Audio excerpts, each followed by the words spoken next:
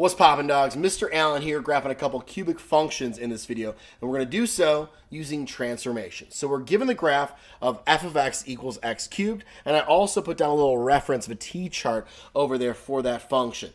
Now we're asked to graph g of x and h of x, and we've got some interesting notation. Sometimes you see them written with a function notation like this, but I like to just go ahead and write it kind of more normal, and we'll keep everything in this pink color for this one. So g of x, that's going to be negative 1/2 x minus 3 cubed plus 1. So we can ask a question like this and not even give you a function and just say, what are the transformations? And you should be able to identify those, okay? So let's actually write down our transformations for this one. I'll do that actually in blue, but we'll do all the graphing here in pink. So transformations, the negative out front, that is a vertical reflection or a reflection over the x-axis. The 1/2 here is a vertical compression by 1/2. Some might call that a dilation by a factor of 1/2. I like to call it vertical compression. Here, we're going to go to the right 3, and then we got up 1. Okay, so right 3, up 1. Okay, so 4 total transformations. How do we go about graphing this? Well, I know you can just like flip, move, this, that. It gets a little tricky, especially with 4 transformations. And I got to give a shout out to Mr. Ernst here because he showed me this little trick or this method that he uses with his students, and it seems to be super helpful. So I'm going to set up a t-chart, okay? And we've got x, and I have g of x. Now, with each of these, I'm going to write essentially a point rule that's going to play off of these transformations, sort of. So I'm going to take an orange marker to write that so it shows up, or stands out, pops. My x values.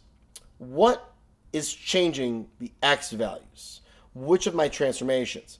Well, all of my x values, we're going to move all of those to the right 3. So I'm going to just write down x plus 3 over here. So I'm going to take all of my x values from my parent function, my x cubed. I'm just going to add 3 to them. Everything else is a vertical thing. Vertical reflection, vertical compression, and up 1. So let's deal with all of our x's. If I want to go to the right 3, I'm just going to add 3. Right? I'm not thinking opposite now. I thought opposite to get my transformation. My point rule is like normal, okay? If I'm moving to the right 3, if I move this to the right 3, I'm going to add 3. It's going to be at 3, okay? So negative 2 plus 3 is 1. Negative 1 plus 3 is 2. 0 plus 3 is 3. Then we got 4, and then we have 5. So just added 3 to all of my x values, all right? My y values are a little bit trickier. I've got 3 things going on. Vertical reflection, compressed by 1/2, and up 1. But if you think about this, it's just, I'm going to multiply by negative 1/2. I'm going to add 1. Can you multiply by negative 1/2 and add 1 to some values? Sure. Negative 8 times 1/2 is positive 4. Plus 1 is 5. Negative 1 times 1/2, negative 1/2, is positive 1/2. Plus 1 is 1.5 or 3/2.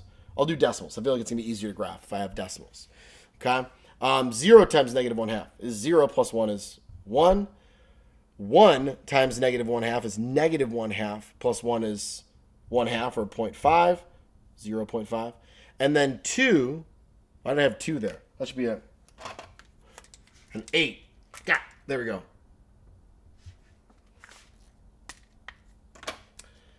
So 8 times negative 1/2 is negative 4 plus 1 is going to be negative 3. Okay. So 8 times negative 1/2 is negative 4. Plus 1 is negative. All right, cool.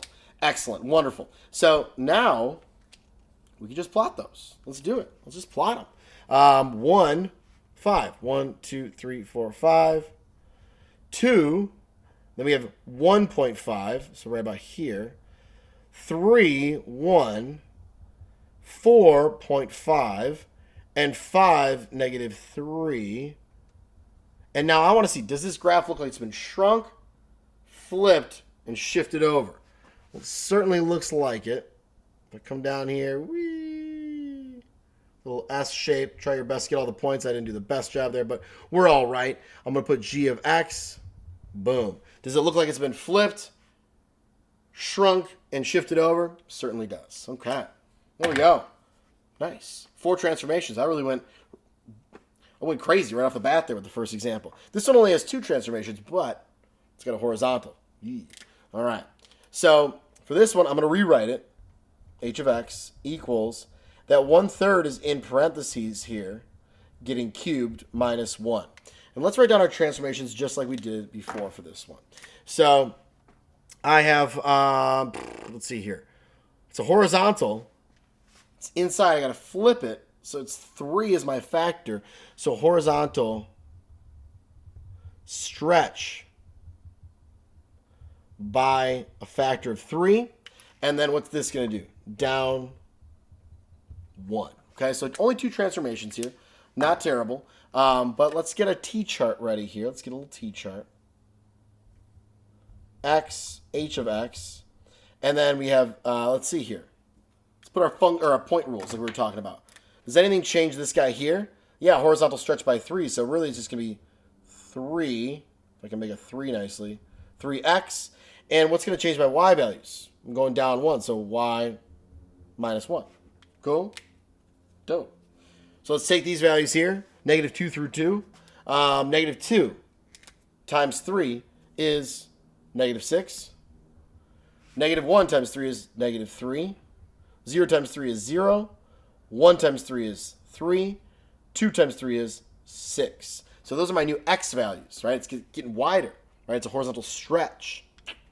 That makes sense, right? It's good to make to be like, does that make sense? I know it's hard to know well, how do I know it makes sense? I'm just the kid. I don't know what I'm talking about.